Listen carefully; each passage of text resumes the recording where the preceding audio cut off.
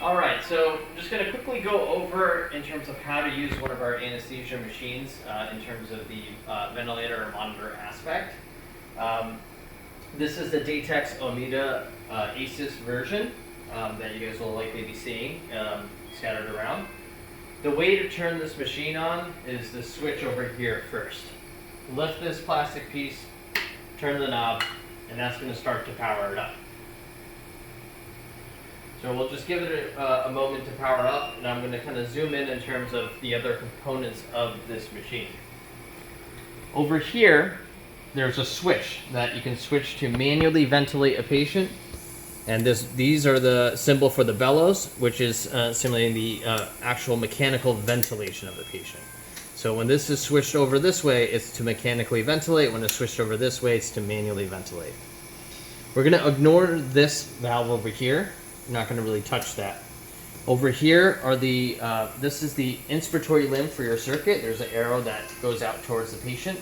This is the expiratory limb for the circuit, and this is the arrow that's going back into the machine. This over here is your reservoir bag. If you're manually ventilating a patient, this is what you would squeeze to deliver the breaths. Up here is just the power button for the monitor itself. That didn't turn on when you switched on the button over here, so you can just turn that on to turn the screen on as well. On this side is all of your variables for your actual ventilator. On this side, when this powers up, you'll see that it's your screen for all of your monitors, such as your EKG leads, your blood pressure cuff, and so on and so forth. Now, to actually use the monitor, to actually use the ventilator, all you have to do is press start case, and then make sure it's for the adult, as long as it's an adult.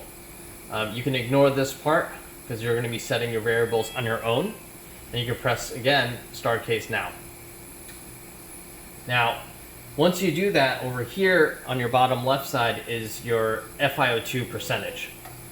This is all touchscreen, so when you press this, you can easily click one of the hotkeys that changes your FiO2 to that, or you can use this green knob to turn and change your FiO2.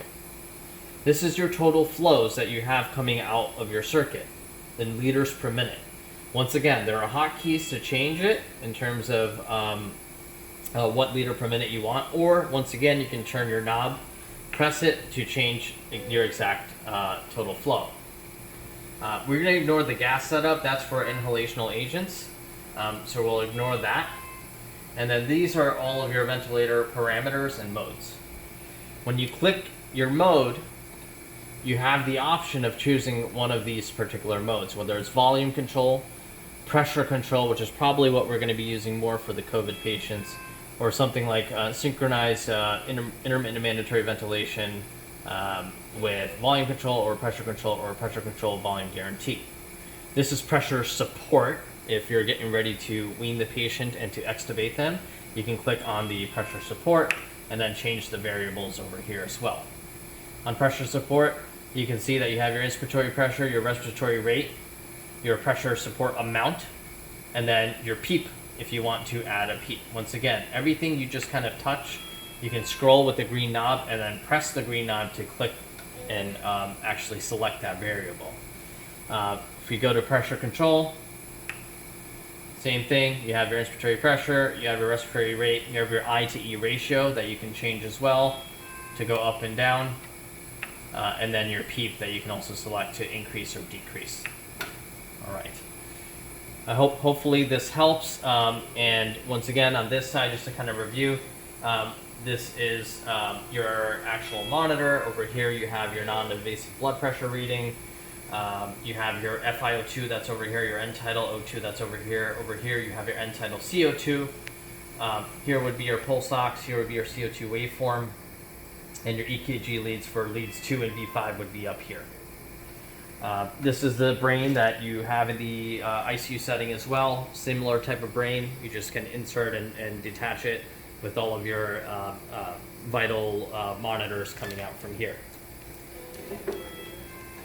And that's pretty much it over here. I don't think you'll be actually using this, but this is to power up the actual computer for Epic purposes. But since we're limiting our time in the room with the patient, you probably won't be using this workstation much at all. Hopefully this was a helpful tutorial, and it's pretty self-explanatory. This is the machine.